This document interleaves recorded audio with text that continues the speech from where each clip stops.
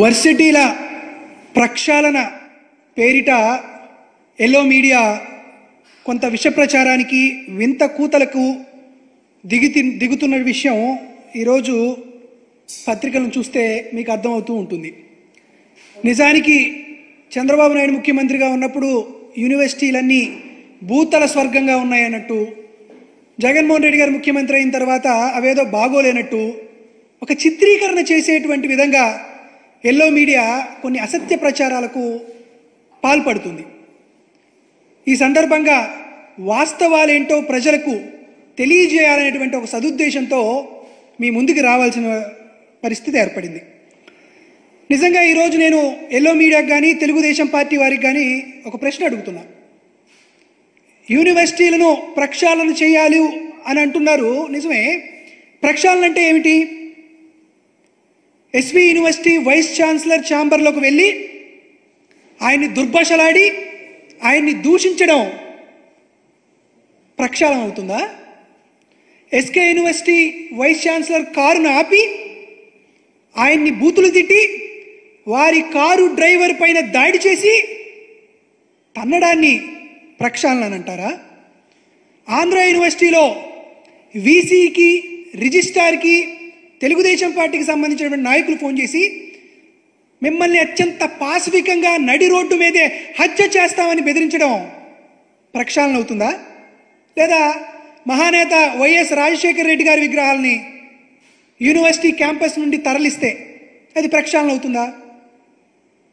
Telugu Desam party వారిని ఒకటి అడుగుతున్నాను, రాజశేఖర రెడ్డి గారి విగ్రహాలను తొలగిస్తే అది ప్రక్షాళన కిందకు వస్తే మరి పద్మావతి యూనివర్సిటీలో ఎన్టీ రామారావు గారి విగ్రహం ఉంది కదా, జేఎన్టీయూ అనంతపురంలో ఎన్టీ రామారావు గారి విగ్రహం ఉంది కదా, కుప్పంలో ఉన్నటువంటి ద్రవిడ యూనివర్సిటీలో ఎన్టీ రామారావు గారి విగ్రహం ఉంది కదా, మరి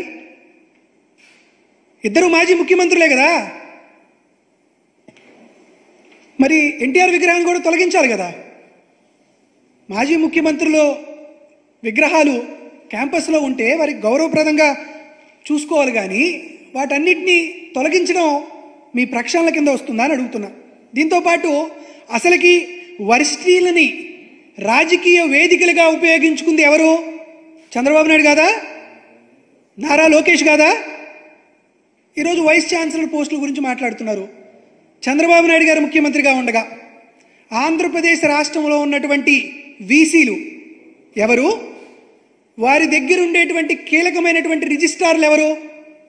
ఒకసారి మీరు గమనించండి. ఆంధ్ర యూనివర్సిటీలో నాగేశ్వరరావు అనేటువంటి ఒక బీసీ సామాజిక వర్గానికి చెందిన వారిని చంద్రబాబు నాయుడు వీసీగా ప్రమోట్ చేశారు. మరి అక్కడ ఉన్నటువంటి రిజిస్ట్రార్ ఏ సామాజిక వర్గం? మీ వారు కాదా? తెలుగుదేశం పార్టీకి అంటగారిన వారు కాదా?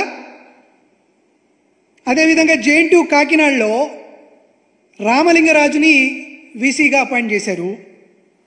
కానీ అప్పుడు అధికారం చలాయించింది ఎవరు? ఏపీపీఎస్సీ చైర్మన్గా ఉన్నటువంటి ఉదయభాస్కర్ కాదా? ఆయన సామాజిక వర్గం ఏంటి? ఆయన ఎవరికి అంటగాగారు? అదేవిధంగా కౌన్సిల్ మెంబర్లుగా ఎన్ఆర్ఐ కళాశాలకు చెందినటువంటి వెంకట్రావు గారిని ఎగ్జిక్యూటివ్ కౌన్సిల్ మెంబర్గా పెడితే జేఎన్టీయూ కాకినాడలో అధికారాన్ని అంతా అనుభవించింది మీ సామాజిక వర్గానికి సంబంధించినటువంటి వ్యక్తులు కాదా? సరే, ఎస్పీ యూనివర్సిటీకి వెళ్దాం. ఎస్పీ యూనివర్సిటీలో చంద్రబాబు నాయుడు గారు ముఖ్యమంత్రిగా ఉండగా దామోదర్ అనే అతను వీసీగా ఉంటే ప్రొఫెసర్ గారు దేవరాజులు అనురాధ అనేటువంటి ఇద్దరిని రిజిస్ట్రార్లుగా చేసి వారి చేత చక్రం తిప్పించి దామోదర్ గారిని పని చేయకుండా చేయించింది చంద్రబాబు నాయుడు గారు కదా. ఆ రిజిస్ట్రార్ల యొక్క సామాజిక వర్గం ఏంటి? జేఎన్టీయూ అనంతపురం చూద్దాం. పేరుకు మాత్రం ఒక ముస్లింని వైస్ ఛాన్సలర్గా పదవి ఇచ్చారు, కానీ అక్కడ కృష్ణయ్య అని ఒక బలమైనటువంటి మీ సామాజిక వర్గానికి చెందినటువంటి వ్యక్తిని, అతను జూనియర్ మోస్ట్ ప్రొఫెసర్ అయిన ఆయన్ని రిజిస్ట్రార్గా నియమించి జేఎన్టీయూ అనంతపురంలో మీరు అధికారాన్ని చలాయించలేదా? పెత్తందారులుగా వ్యవహరించలేదా? ఎస్కే యూనివర్సిటీకి వెళ్దాం. ఎస్కే యూనివర్సిటీలో సుధాకర్ బాబుని వైస్ ఛాన్సలర్గా వేరే వాళ్ళు ఉంటే సుధాకర్ బాబుని రిజిస్ట్రార్గా చేసి మాసినేని రామయ్యని ఎగ్జిక్యూటివ్ మెంబర్లుగా చేసి వైస్ ఛాన్సలర్ని డమ్మీలుగా చేసి వారి ప్రతిష్టను దిగజార్చి రిజిస్ట్రార్లతో నారా లోకేష్ కానీ చంద్రబాబు నాయుడు కానీ పెత్తనం చేసినటువంటి విషయాన్ని మీరందరూ మర్చిపోయారా అని మేము అడుగుతున్నాం.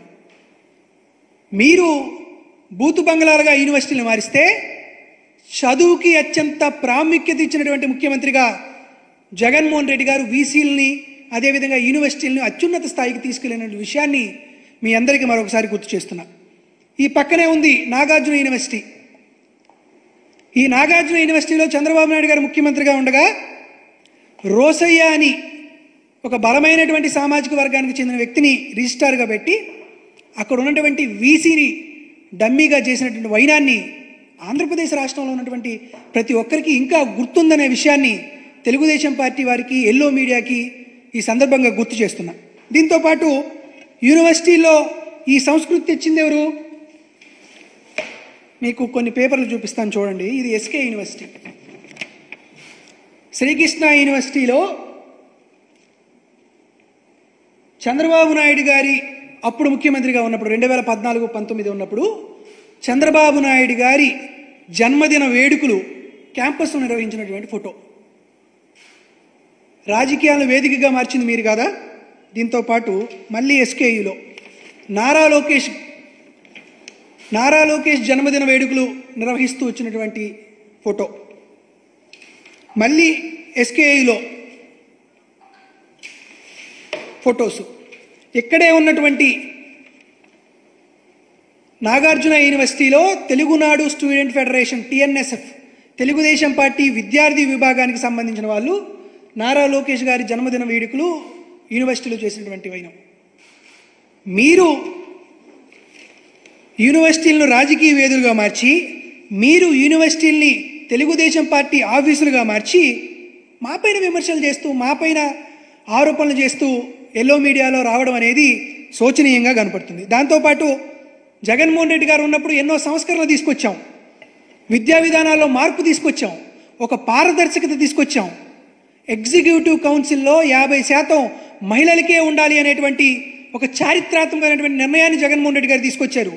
ఇవన్నీ తీసుకురావడం వల్ల ఈరోజు మీ అందరికీ ఛాలెంజ్ చేసి చెబుతున్నా, ఇది national assessment and accreditation council NAC వాళ్ళు ఇచ్చుతున్నటువంటి గుర్తింపుకు సంబంధించినటువంటి వివరాలు. చంద్రబాబు నాయుడు గారు ముఖ్యమంత్రిగా ఉన్న 2018-19 దాకా 160 విద్యా సంస్థలకి గుర్తింపు వస్తే, జగన్మోహన్ రెడ్డి గారు ముఖ్యమంత్రి అయిన తర్వాత ఆంధ్రప్రదేశ్ రాష్ట్ర చరిత్రలో ఎవరికీ రానంతగా 209 సంస్థలకు NAC అగ్రిడేషన్ ఇచ్చినటువంటి వైనం. A++ గ్రేడ్ చంద్రబాబు నాయుడు గారి హయాంలో ఒకటే విద్యా సంస్థకు ఉంటే, జగన్మోహన్ రెడ్డి గారు వచ్చిన తర్వాత 8 మందికి వచ్చినటువంటి వైనం. దీనికి సంబంధించినటువంటి ఈ NAC అగ్రిడేషన్కి ఈ ఫొటోస్ కూడా మీడియా వారికి నేను కూడా మీకు ఇప్పుడే విడుదల చేయడం జరుగుతుంది. ఇది జగన్మోహన్ రెడ్డి గారు వచ్చిన తర్వాత మేము తీసుకొచ్చేటువంటి విద్యా సంస్కరణలు. ఇవే కాదు, ఎన్నో రకాలైనటువంటి వ్యవహారాలు ఒకసారి చూస్తే, హైర్ ఎడ్యుకేషన్ని ఏ విధంగా జగన్మోహన్ రెడ్డి గారు డెవలప్మెంట్ చేశారని చెప్తే, డిగ్రీలో ఇంటర్న్షిప్ అనే కార్యక్రమం తీసుకొచ్చాం. మైక్రోసాఫ్ట్తో ఒక MOU కుదుర్చుకొని 1,25,000 మందికి కొన్ని కోర్సులను ప్రొవైడ్ చేసేటువంటి అవకాశం కల్పించాం. ఎడెక్స్ లెర్నింగ్ ప్లాట్ఫామ్ తీసుకొచ్చి విద్యార్థులకు ప్రపంచ స్థాయిలో ఉండేటువంటి టెక్నాలజీని పరిచయం చేసి వాటిని ముందుకు తీసుకొచ్చే కార్యక్రమం చేశాం. అదేవిధంగా హార్వర్డ్, స్టాన్ఫర్డ్, MIT, ఆక్స్ఫర్డ్ వంటి గొప్ప విశ్వవిద్యాలయాల్లో ఉన్నటువంటి సర్టిఫికెట్లు కూడా నేరుగా విద్యార్థులకు ఇచ్చేటువంటి కార్యక్రమం చేశాం. ఆంధ్ర యూనివర్సిటీలో కొత్తగా ఒక ఇంక్యుబేషన్ సెంటర్ని కూడా ఏర్పాటు చేశాం. ఇవన్నీ చేసిన తర్వాత జగన్మోహన్ రెడ్డి గారు ఎన్నో క్రియాశీలకమైనటువంటి వ్యవహారాలను యూనివర్సిటీలో తీసుకొచ్చేటువంటి కార్యక్రమం చేస్తే, చంద్రబాబు నాయుడు గారికి మ్యాండేట్ వచ్చిన తర్వాత, నారా లోకేష్ విద్యాశాఖ మంత్రి అయిన తర్వాత ఈరోజు ఇటువంటి యూనివర్సిటీల్లో వైస్ ఛాన్సలర్ మీద దాడులు చేయడం, వారిని చంపుతామని బెదిరించడం, వారిపైన అత్యాచారాలు చేయడం, వారిని నడి రోడ్డు మీదే ప్రొఫెసర్లు అనేటువంటి ఇంగిత జ్ఞానం లేకుండా దాడులు చేయడం, వారి ఆస్తులను ధ్వంసం చేయడం, నేరుగా వెళ్ళి వైస్ ఛాన్సలర్ ఛాంబర్లో కుర్చీలోనే ఉన్నటువంటి వీసీలను కూడా చొక్కా పట్టుకొని బయటికి లాక్కొచ్చేటువంటి ఒక సంప్రదాయాన్ని, హేయమైనటువంటి సంప్రదాయాన్ని తెలుగుదేశం పార్టీ వాళ్ళు చేయడం అనేది ఆంధ్రప్రదేశ్ రాష్ట్ర ప్రజలందరూ తల వంచుకున్నారనే విషయాన్ని మీ అందరికీ తెలియజేస్తున్నా. దాంతోపాటు యూనివర్సిటీలో నిజంగా మీరు ప్రక్షాళన చేయాలనుకుంటే జగన్మోహన్ రెడ్డి గారు ఎప్పుడో వైఎస్ రాజశేఖర రెడ్డి గారి హయాంలోనే యూనివర్సిటీలో పోస్టులను భర్తీ చేస్తే జగన్మోహన్ రెడ్డి గారు వచ్చిన తర్వాత 3295 పోస్టులు భర్తీ చేయాలని యూనివర్సిటీలన్నిటికీ ఒక జీవో రిలీజ్ చేస్తే తెలుగుదేశం పార్టీకి సంబంధించినటువంటి వారు, వారి సామాజిక వర్గానికి సంబంధించిన వారు కోర్టులకు వెళ్ళి ఆ భర్తీ నోటిఫికేషన్ ఆపారు. నిజంగా మీరు ప్రక్షాళన చేయాలనేటువంటి చిత్తశుద్ధి మీకుంటే ఈ 3295 పోస్టులను యుద్ధ ప్రాతిపదిక మీద భర్తీ చేసేటువంటి అవకాశం మీకు ప్రజలు ఇచ్చారు కాబట్టి ఆ అవకాశం ఏమన్నా ఉంటే చూడండి.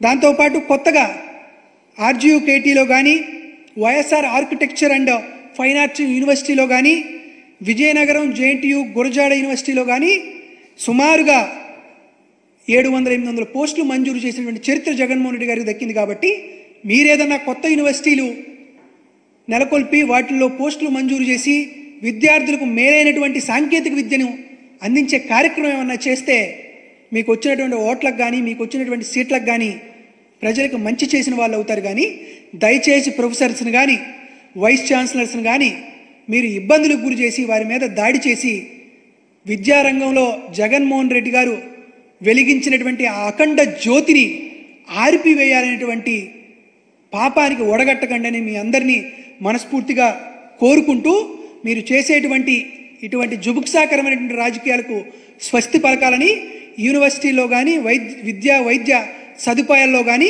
గతంలో జగన్మోహన్ రెడ్డి గారు కొనసాగించినటువంటి విప్లవాత్మకమైనటువంటి మార్పులను మీరు తిరిగి కొనసాగించాలని మనస్ఫూర్తిగా కోరుకుంటున్నాం.